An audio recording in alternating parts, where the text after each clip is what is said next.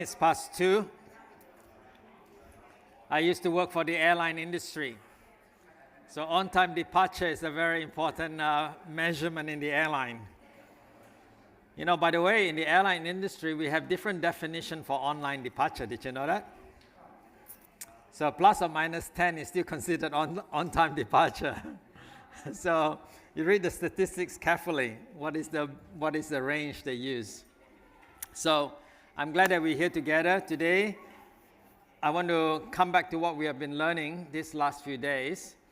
And our things that we've been covering is about how do we grow our church, and one of the things that we know that's important to grow our church is the concept of small groups. All right, let's turn our Bibles to the book of Acts. Acts chapter 20, verse 20. We looked at this last night, and Acts has been an amazing textbook for us to guide us through this study. Acts 20, verse 20.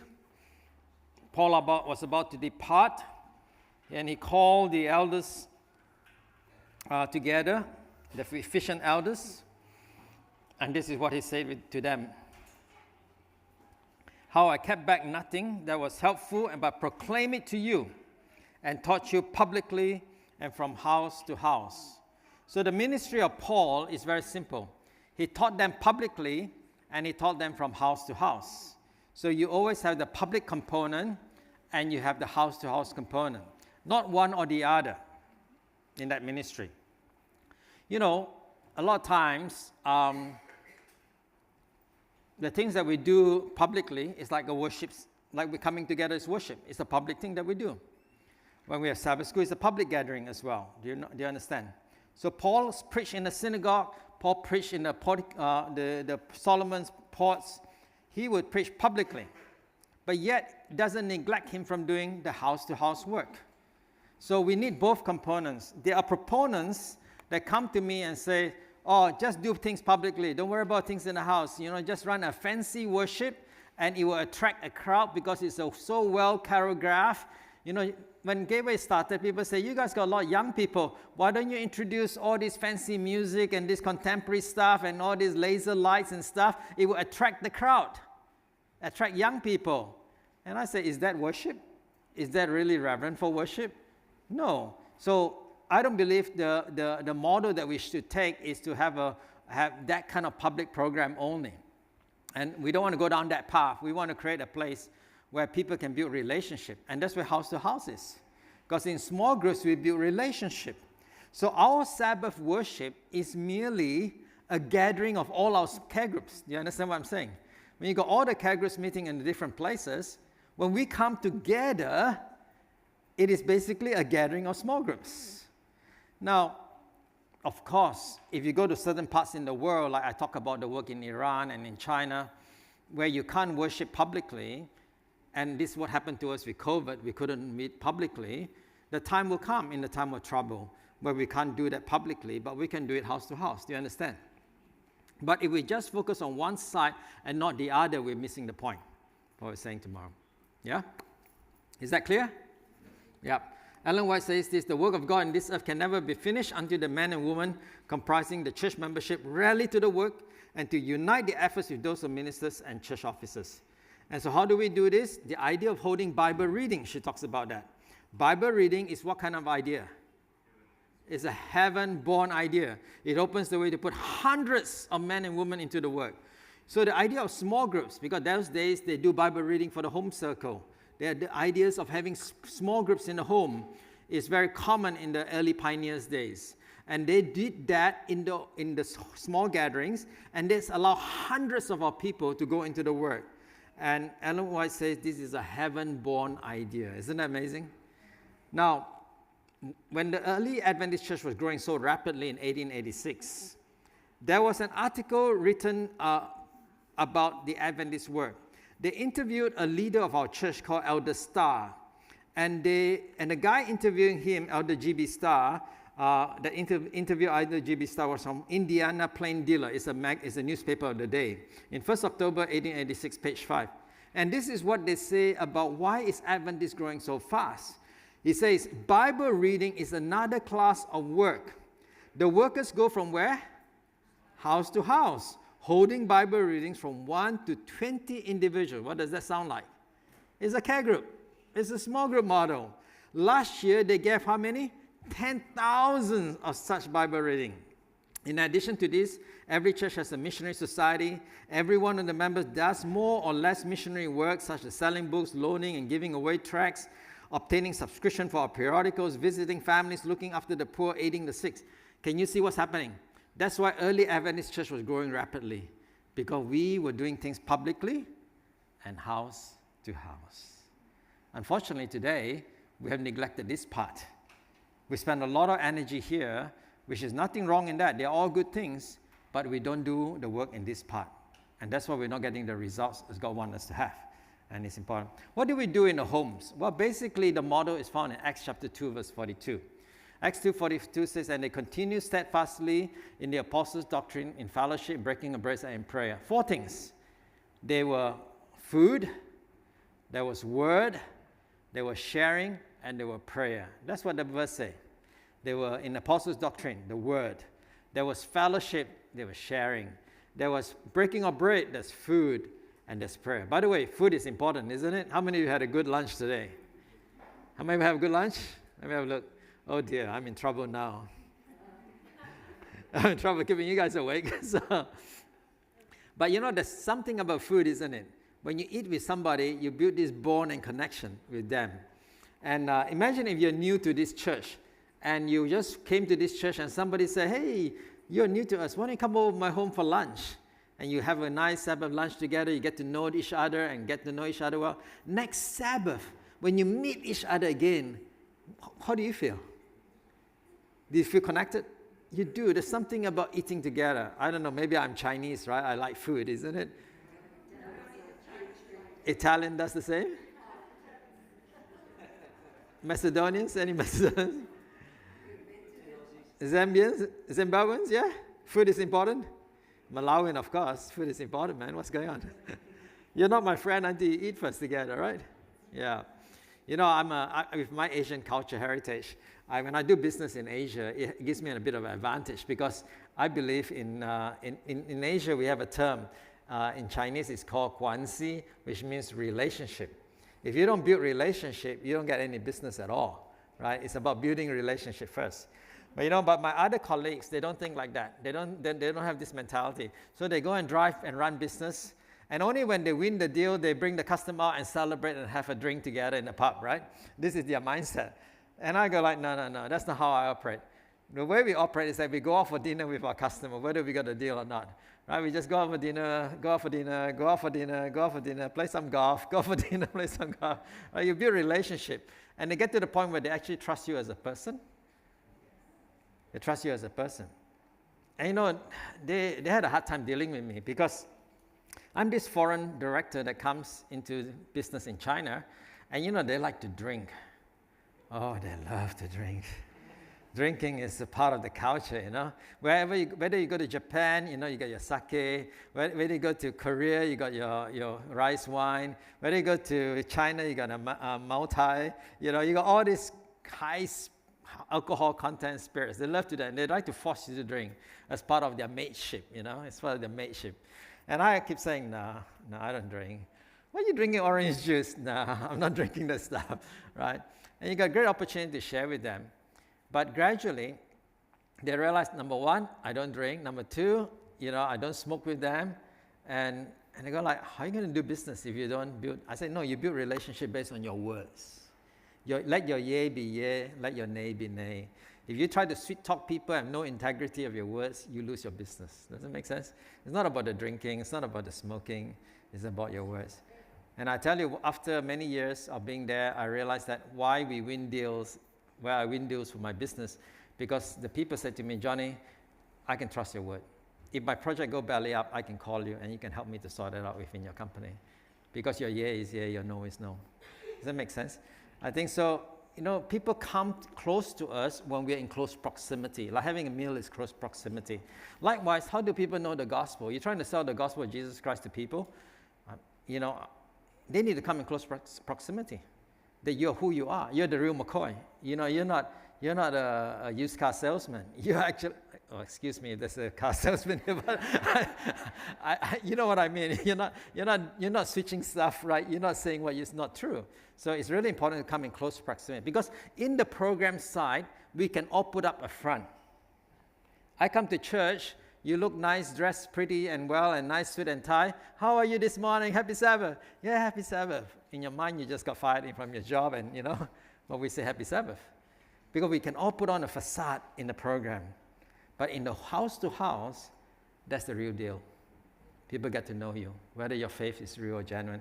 That's why Paul talks about this method, putting it together. And that's what the New Testament church is all about in the homes. But as Adventists, we find it a hard time to implement small group, because let me ask you, how many of you have been involved in a small group before? Let me see your hand. Okay, many of you. Let's put out a hand. How many of you have been involved in a small group? It started and it died. Put up your hand. I put two up, all right? Happened many times. How many of you have been involved in a small group and somebody is baptized in your group in the last 12 months? That's the struggle, isn't it? That's the struggle. Some of you may, but that's the struggle. Thank you. Some of you have, but not many.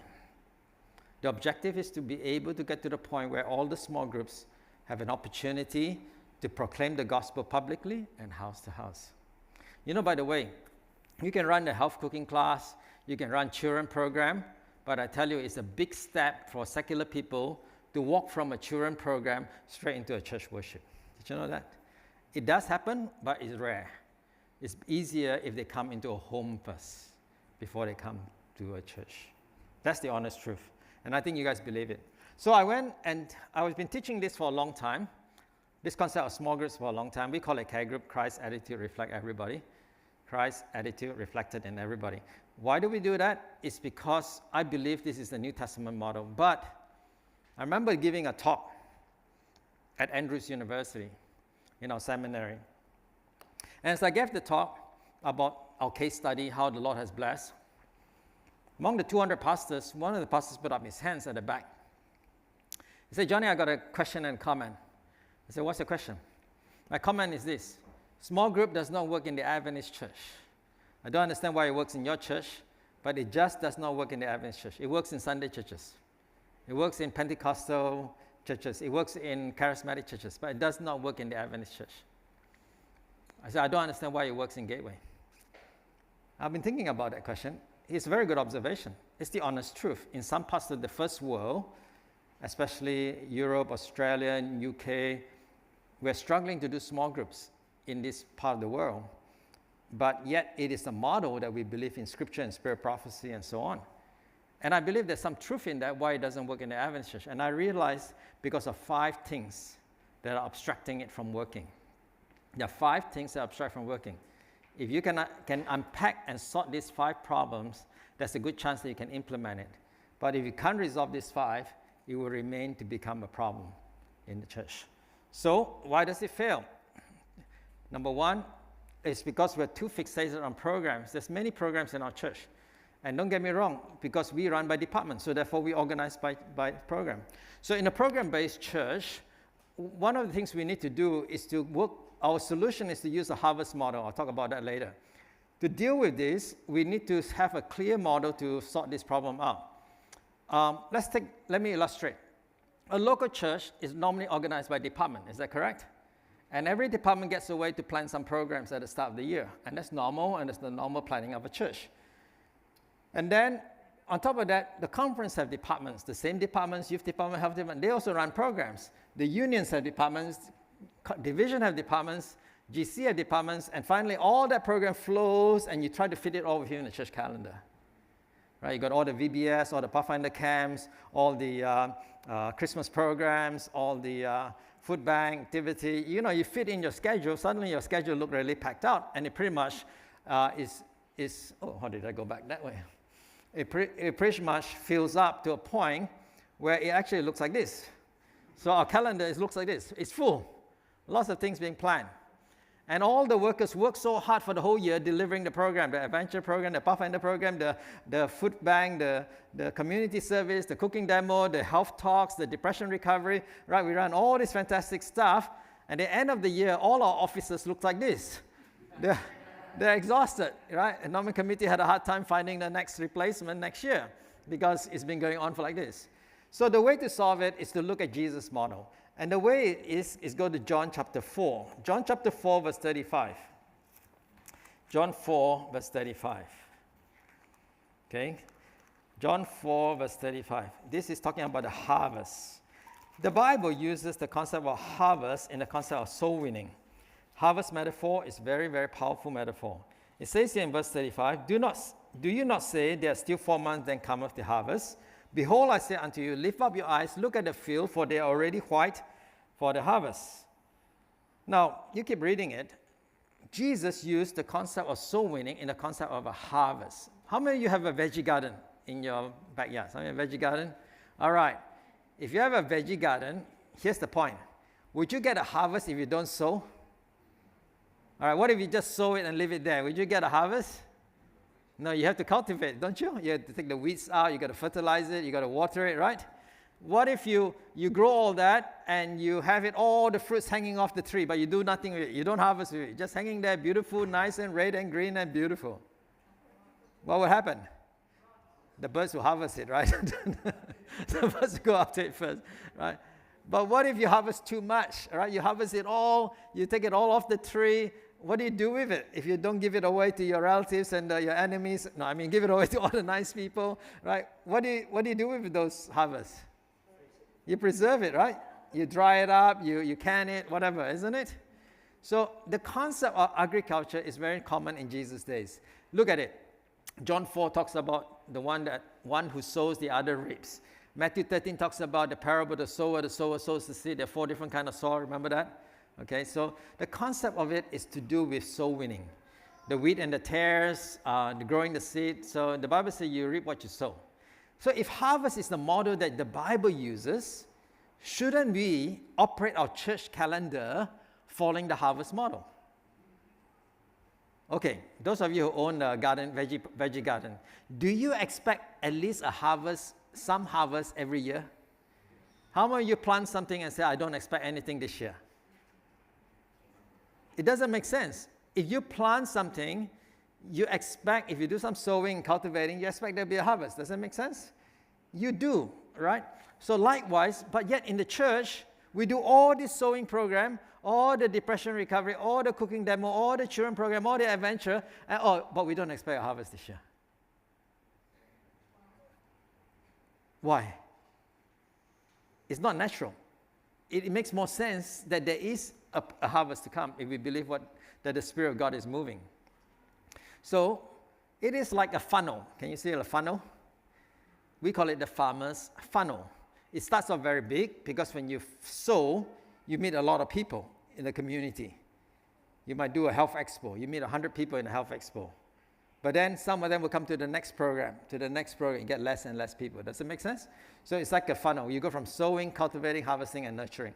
So in our church, we model our calendar around this so that we are clear what we do in different times of the year.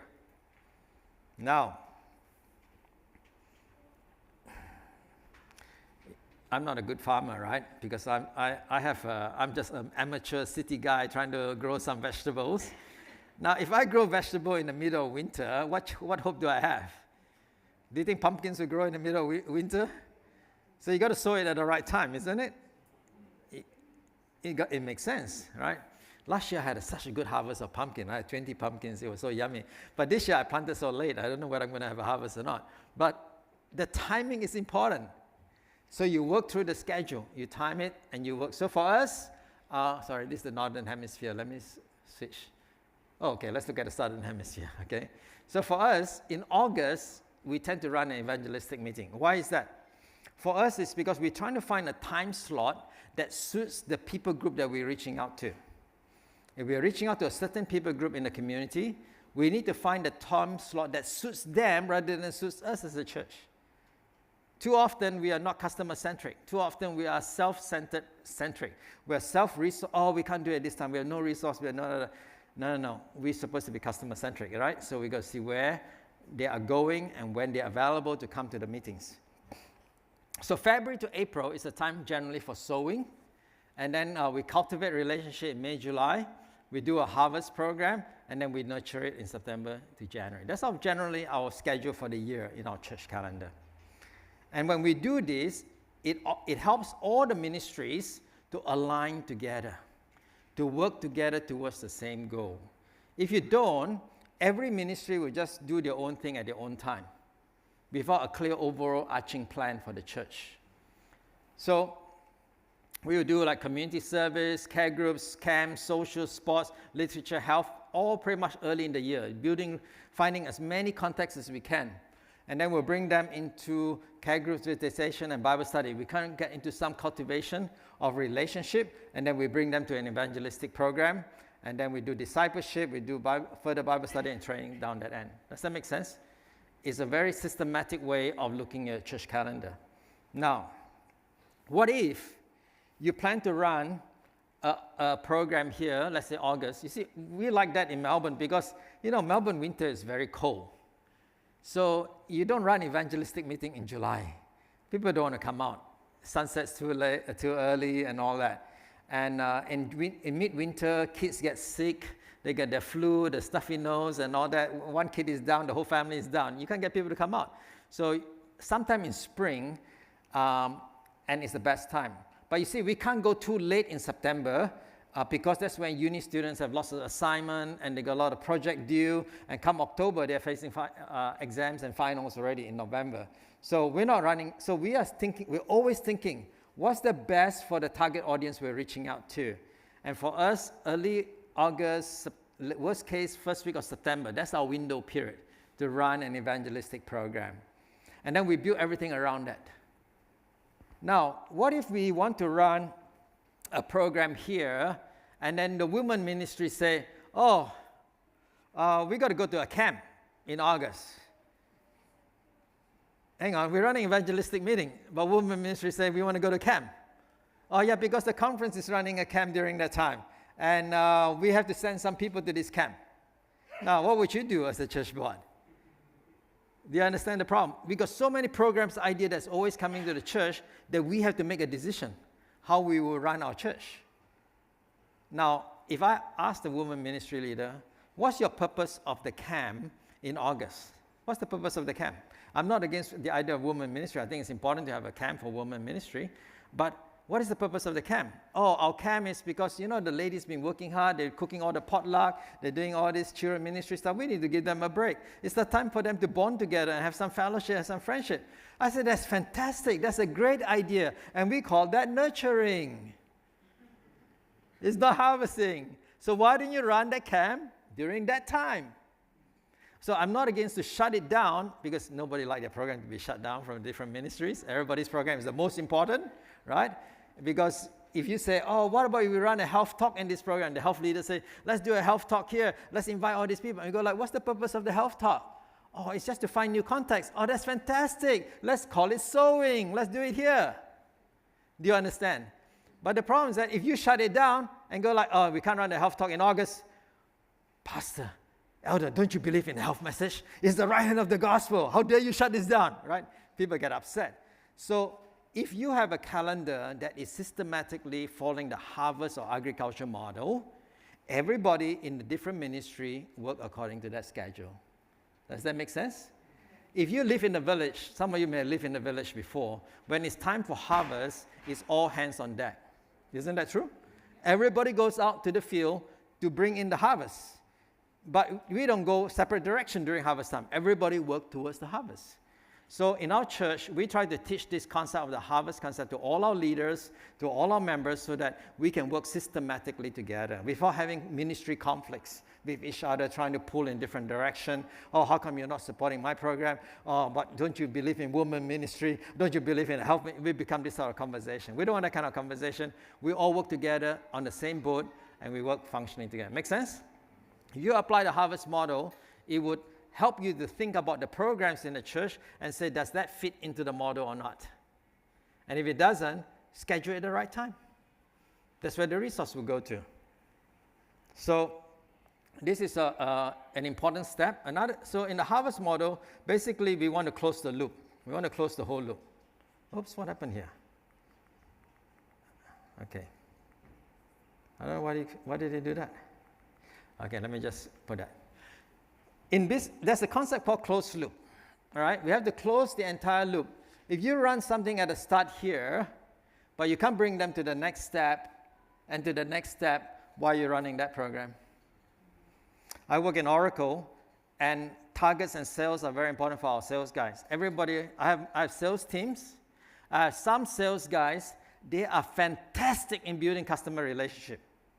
They go out there and have dinner with their customers, taking them out. I see the expense claim, I sign it off. Next day, they go play golf, I sign it off, expense claim. And they keep spending time, and they keep telling me, Johnny, I've got a great relationship with this customer. I said, that's fantastic, but where's the purchase order?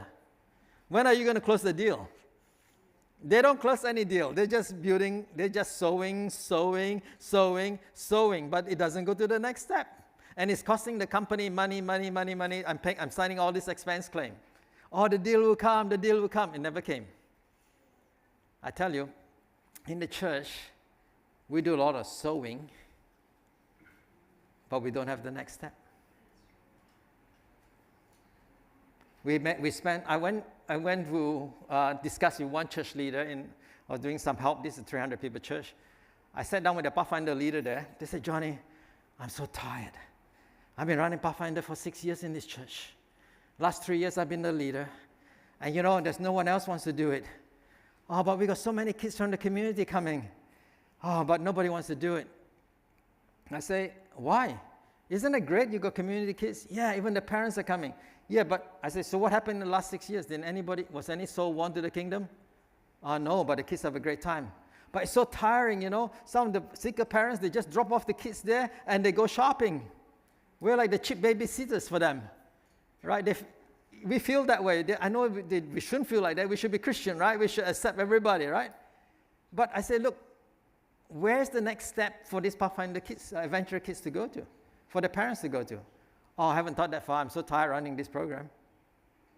So many churches focus on that sowing, but they don't know how to do the next step. When they don't do the next step, it's a waste of time, a waste of energy and effort. For example, there are many people group in the city to reach out to. Students, young working, young families, and homeless people. Oh, I know why. This battery has gone out. So in this environment, we got to be very clear how we reach this different group of people. Thank you so much. Say I'm dealing with families. All right? I'm dealing with young families. If I'm reaching out to young families, I need to systematically plan the closed loop to go from sowing, cultivating, harvesting, right? So for young families, the honest reality is this. In our church, our families are very busy. We got 80-some kids in our churches, right? Monday to Friday is the routine. Get the kids up for schools, go get everything organized, get them onto Kumon, get them onto swimming, get them onto, whatever. The whole schedule is full. Friday is like, phew, Sabbath is here. Better catch up on the Sabbath school lesson for them, make sure they're ready for the memory verse that the Sabbath school teacher is asking them tomorrow, right? So we're doing all that, and then we go to Sabbath, and Sabbath, oh, phew, just give the kids to the Sabbath school teacher. I'll have my break for a while, right? Oh, you're the Sabbath school teacher, right? But do you understand? The Sabbath teacher is preparing all week the crafts and all that stuff, and by the time the Sunday comes, it's like the house chores, mowing the lawn, doing all the laundry, getting ready for school next day, right? So how on earth are we going to share the gospel in that situation? And by the way, as parents, we don't have any other friends besides our relatives. Our friends are mainly our kids' friends. Does it make sense? Because the kids are the one having friends. So if the truth is that if our kids are having friends, that is the ecosystem we need to work on. Is that true? Because, that's the group, they play together. So kids having friends, one of the things we like to do is getting kids to invite other kids. And what we at first ran cooking program. We did a lot of cooking program, but we realized that it's so hard to invite people from the community to come to the cooking program because Adventists are no longer the only specialists in vegan food. We're no longer, the Baha'is do it, the Buddhists do it, the New Age do it, the Greenies do it. We're no longer the exclusive owner of vegan plant-based diet. Do you understand?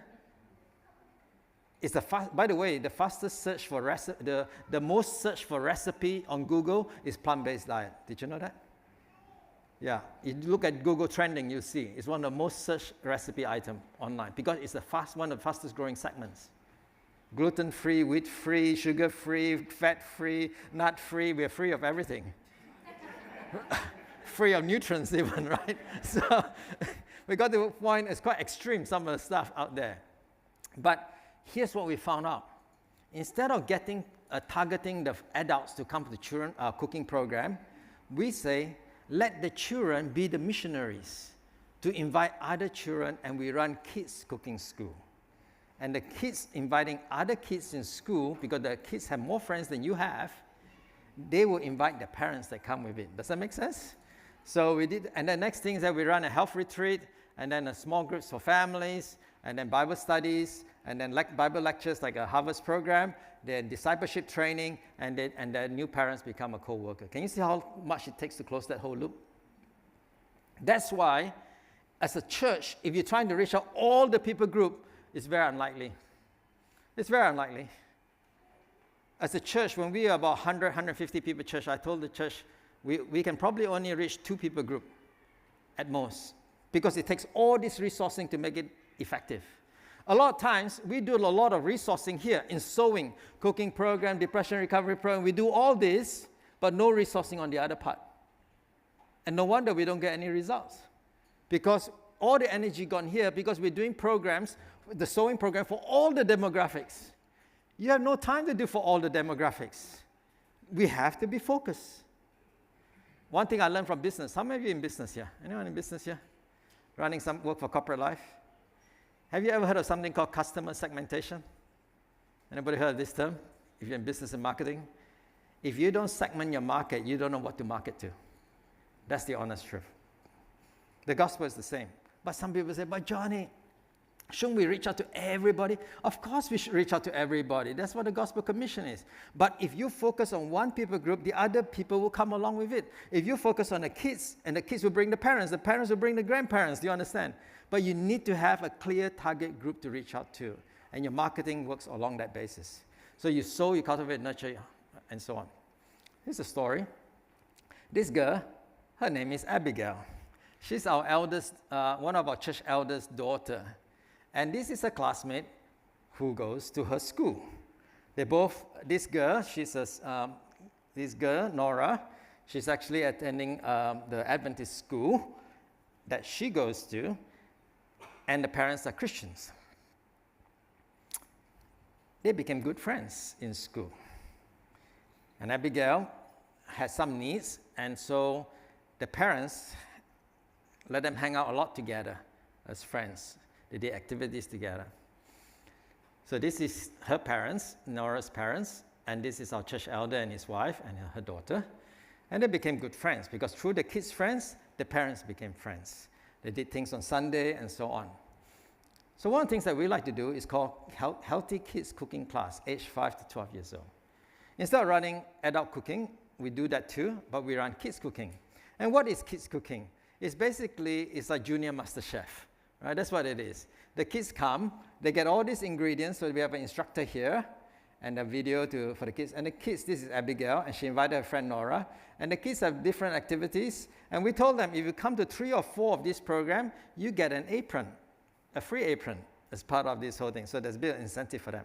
And we designed these cards that, these cards are not designed for adults. They're really designed, the picture are designed for the kids. But the words are designed for whom? The adults. Because we want them to bring it home to the parents. So we give every Adventist kids, our church kids, 20 brochures, and we say, kids, you're a missionary for today. Give it to your classmates and invite them to come to this kids cooking program, this Junior Master Chef. So they came, and so she brought a friend. And this is what they have. They have all these fruit slices or slice up. And guess what they're making? They're making pizza. And it's called fruit pizza. Right? It's simple.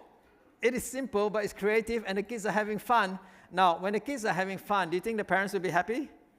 Yes. The parents will come again to the next program? Yes, because the kids want the apron, right? Are you clear? What are we are clear to make the cycle?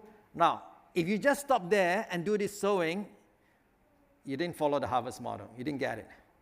This doesn't stop there. We need to go to the next step. Guess what? When the kids are doing this activity in this room, or the kids notice no parents in this room, the parents are all sent to this room, and the doctor is giving a talk on child nutrition. Is that relevant? Yes. And you know, when we do child nutrition, one of the things about health program is this. Ellen White says that if you teach the health message without the third angel's message, there's no power attending to it. You heard what I'm saying? If you teach the health message without the third angel's message, there's no power attending to it. It'll be exactly the same as every other group, Baha'i, Greenies, with no difference.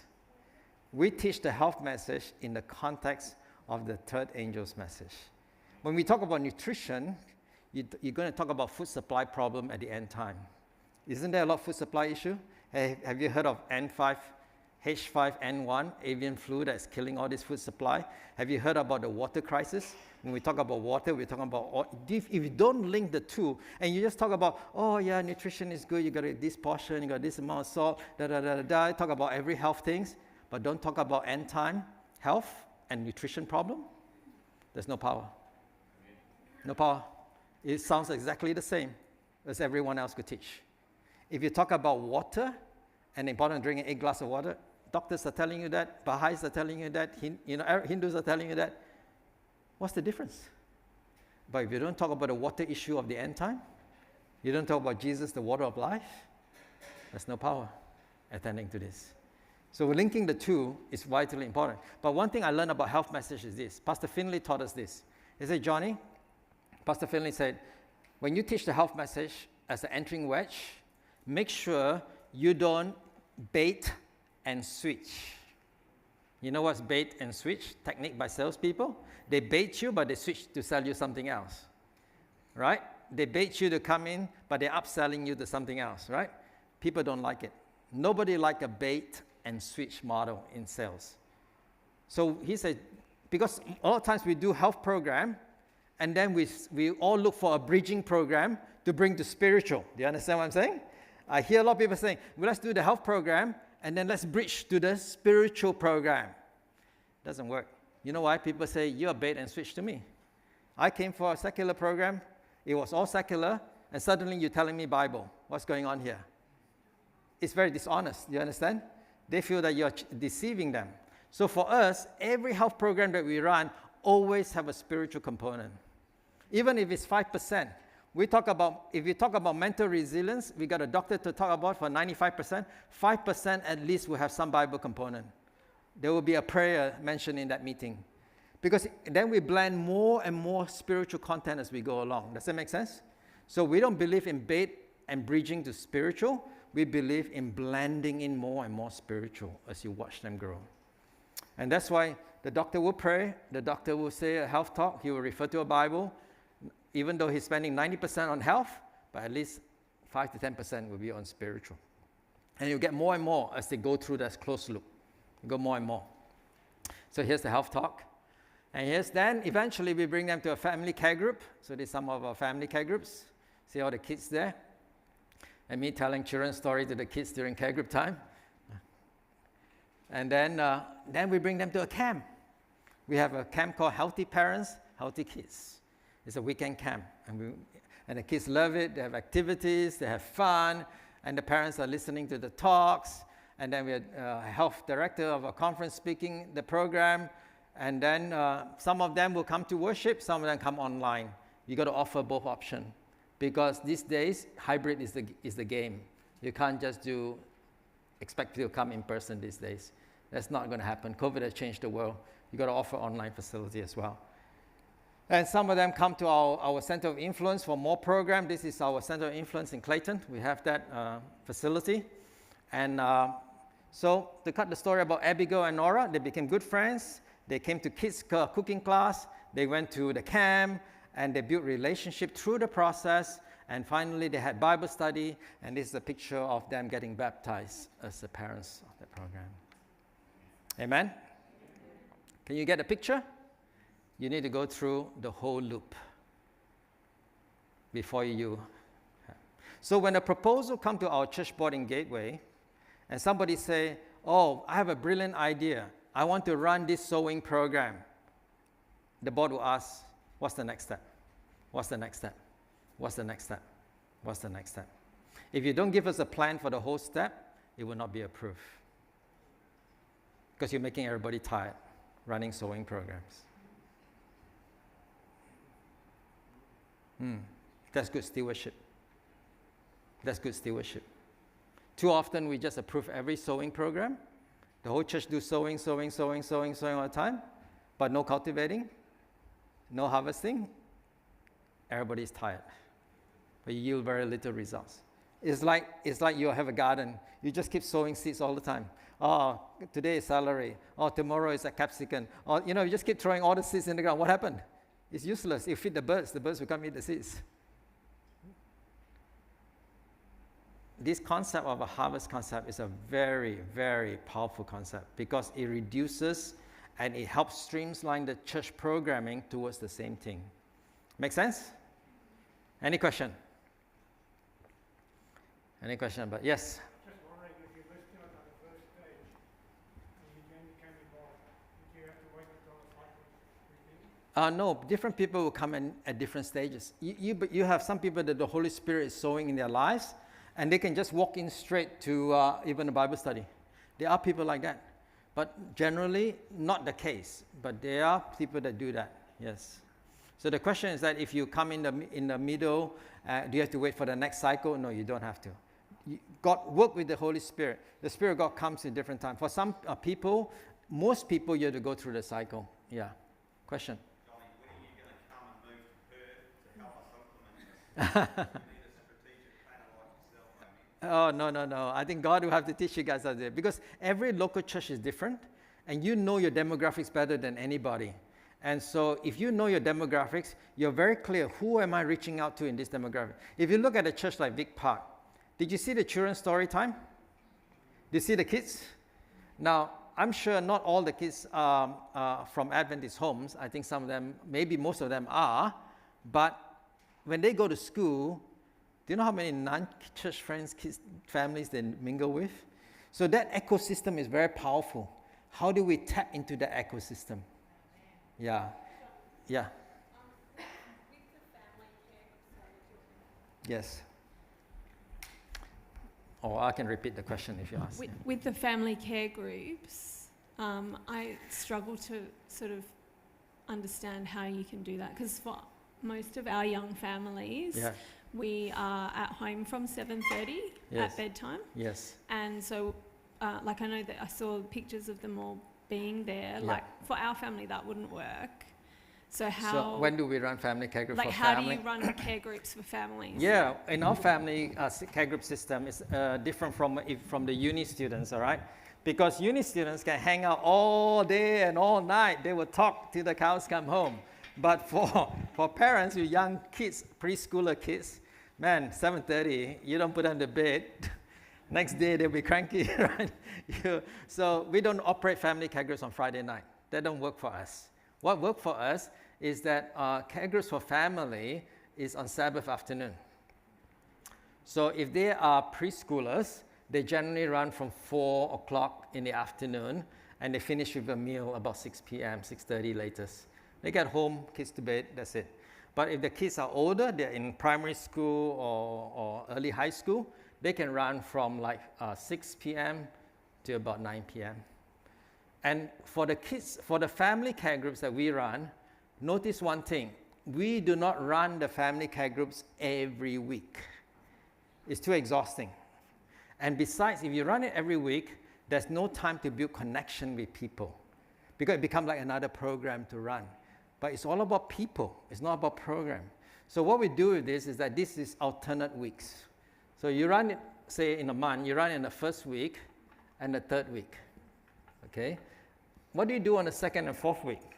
So in the second and fourth week, in the care group, you may have members in the care group, members and the kids, and you may have some visitors, and they have visitors with their kids, visitors with the kids. What you find is that you begin to know the interests of this family, and you realize this kid loves bike riding. And the member's kid also love bike riding. Bike riding is the thing, right? They're all into it. So we go like, great. So you do personal work during the alternate week because it's no extra time on you because you're going to bring your kids out bike riding anyway. So just invite that family who loves bike riding and do a personal work. Maybe it's summertime. Let's go to the beach together. So this is the beach time on Sunday. So instead of a Saturday, or this become a Sunday activity, this can be a beach day and so on. So what happens is in our care group is that when we run care groups for family, this is generally how we operate. We operate alternate weeks where you have the word, the food, and by the time you have word with family, notice is the age specific as well because there are some things the toddlers are clinging onto the mom, it's hard to concentrate, they're crying sometimes. So sometimes the study there will not run more than 20 minutes. It's very short to the point study for them. But if the kids are a bit older, then one parent can take the other kids and do craft together while the parents have a study. So you can have a 30, 40-minute study with the parents. So that's what we do. But singing, everybody likes singing together. All the kids love singing together. And the kids get to choose the songs and they feel that they're part of it. So that's what we mean by family care groups in our model. Does that clarify a bit? Yeah. We have a really active adventurers club currently. How would you incorporate that into that model? Yes. So in the coming to that model, how to incorporate it, essentially, let's say if I run adventurers here, and adventurers running as a sewing activity, and that's going good, and you got some guests and their family coming to adventurers. Again, like I say with this church that I did, I said, why don't you run a parents' care group while adventure is running? Assuming the kids can be on their own and looked after by the adventure leaders.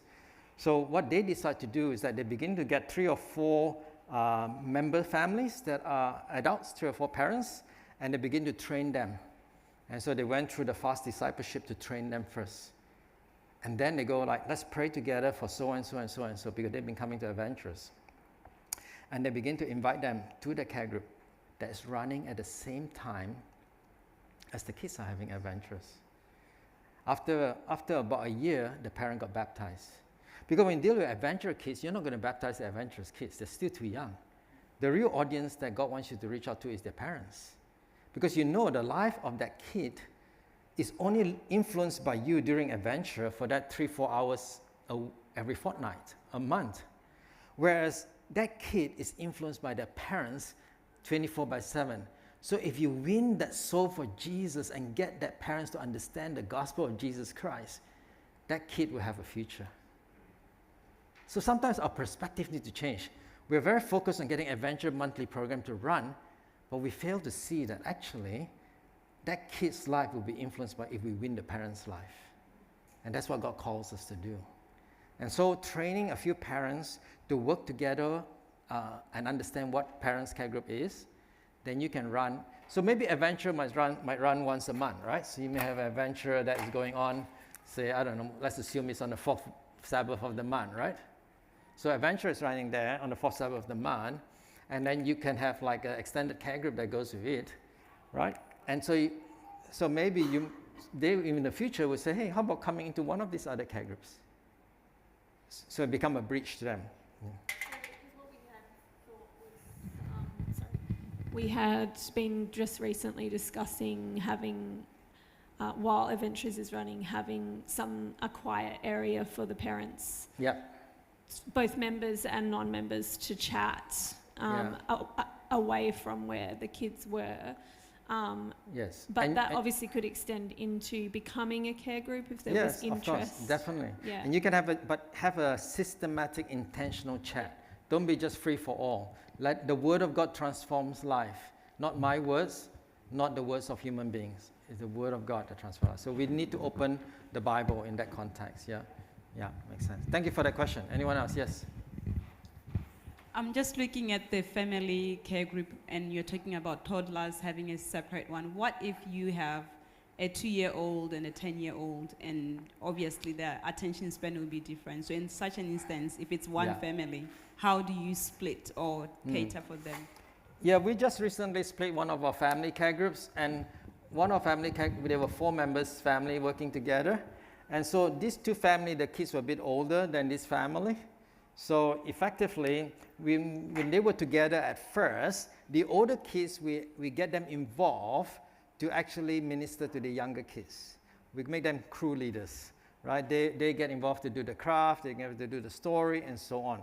So there is a place for Adventist kids to do mission within a care group.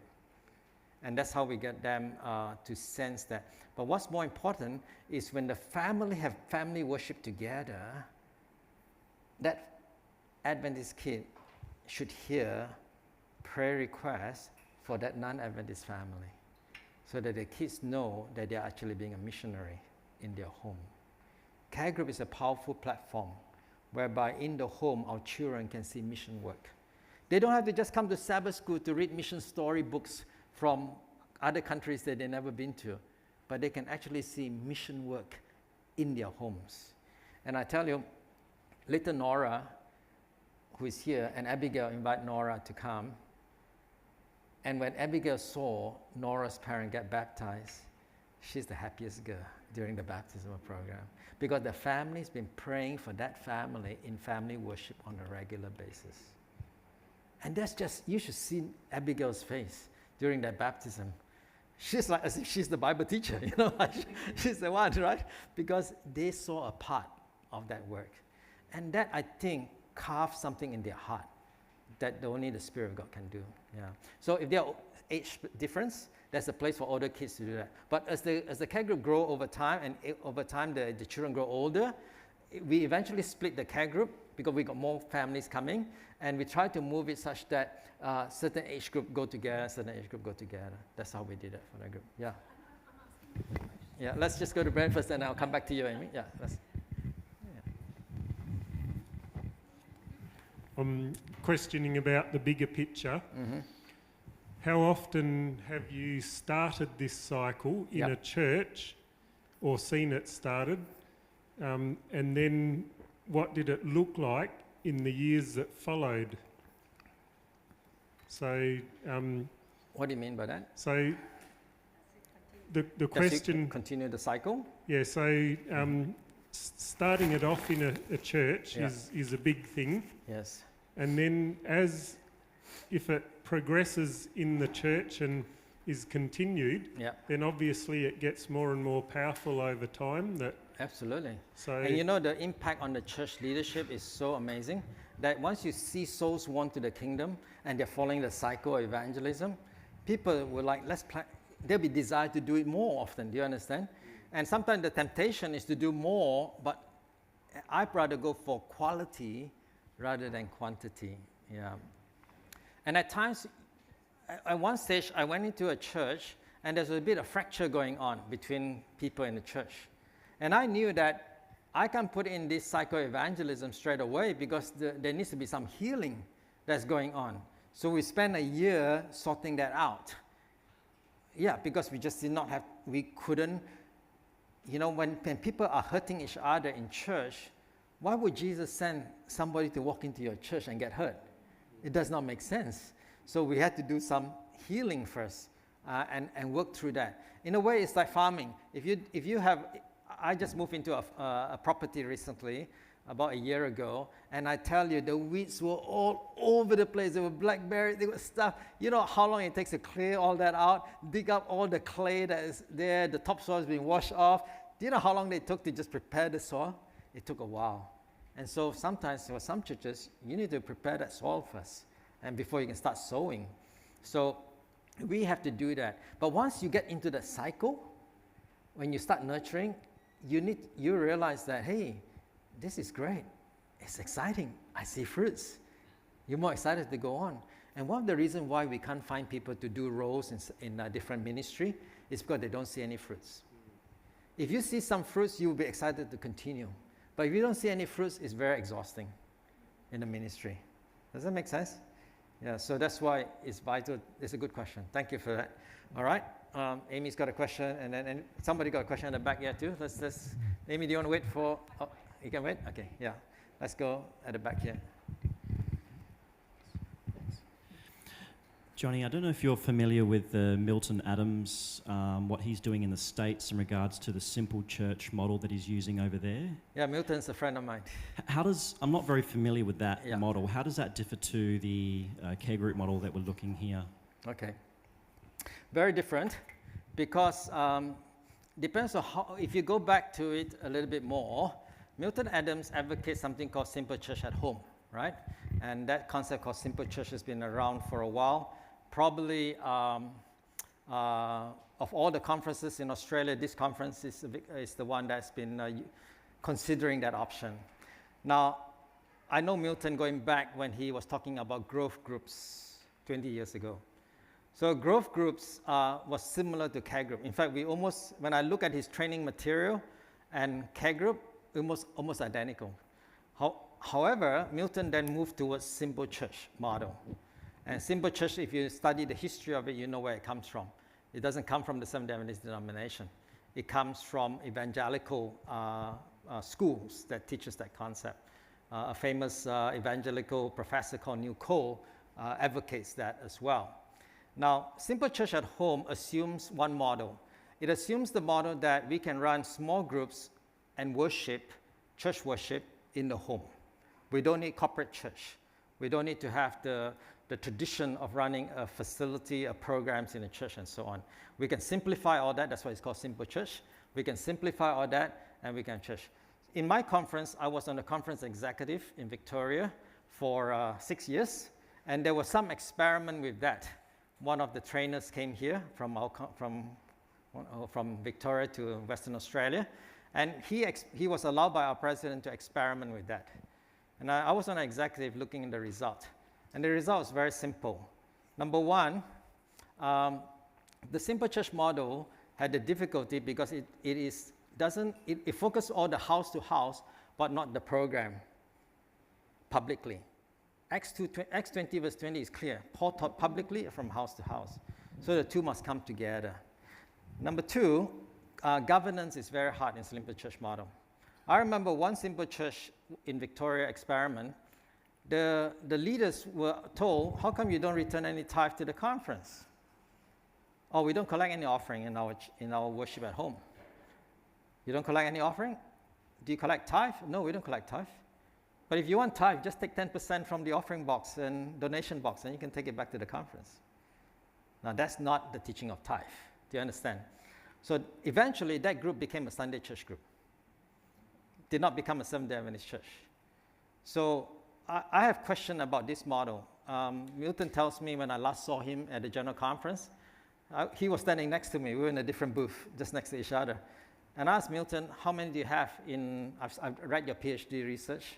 How many do you have in terms of this network? So they reckon they have about 16 home groups around the United States and many around the world. And I said, so how do they support the system? How do we support our model whereby we have tithing and to support our pastors to go into mission fields? Because that's what tithing is for. We were sending our ministers to different unentered territories because we are global work. The whole concept of our governance structure came about during 1888, after the time of the Righteousness by Faith message by Wegener and Jones. But then came around that time also was our church organization structure. So you read our church history and Spirit of Prophecy, that representative system from conference to unions and so on is designed so that we can spread the work around the world. And that's why today the Seventh-day Adventist Church is besides the Catholic Church, is the largest global system in the world because we have this amazing system. Yeah. You put systems that are different from that, how will we finish the work? So that's the second question I had that I didn't understand how that fit in. The model of care group fits within the current system of how early Adventist pioneers does it and how I believe the New Testament church does it. If you study the book of Acts, when Paul went into any city where there is a church, he enters the synagogue first because he knows the believers gathered there. But yet he did house to house as well.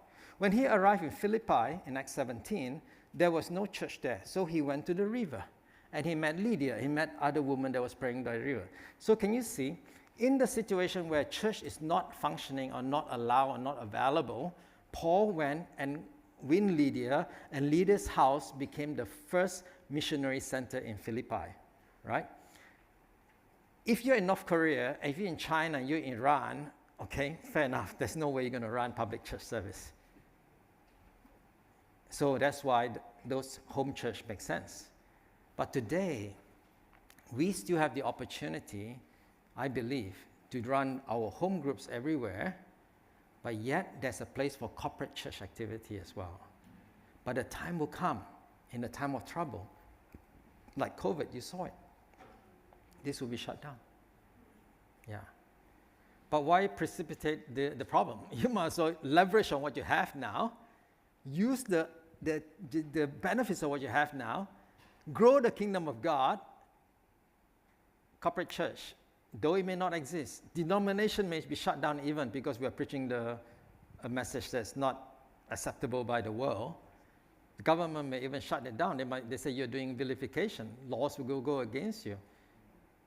Even in Victoria, if I preach mark of the beast, I can be in trouble in the Victorian vilification laws. Do you know that? If I identify who the beast is, I can be in trouble in Victoria because the law considered hate speech in Victoria. So time will come where this will all be shut down. But while we have the opportunity. So I would just say basically 3 things that are different. Number 1, as I mentioned, is governance is very different. Number 2 is to finish the global work. Global mission work is different when you focus on that. And number 3 that I think that's very different between these 2 models is that, you know, we are leveraging both programs publicly and house to house. So that's how I see that at the moment, yeah. But I respect what he's doing. He's trying his best in the model that he's operating in. But I've asked him the same questions as well. And he said, look, yeah. Thank you for asking that question. Anyone else? All right, let's take a break because I know I can see the energy kind of like sapping a little bit, right? So let's take programs. And too many programs can be resolved if we are very clear on the harvest model, okay? The harvest model in our calendar and everything. But the next thing I want to talk about after you come back from lunch, from break, not lunch, is called discipleship, okay? Because there's very little, a lot of care groups die very quickly because there's very little systematic training and systematic discipleship. We're going to talk about, Tina's going to talk about that after this break.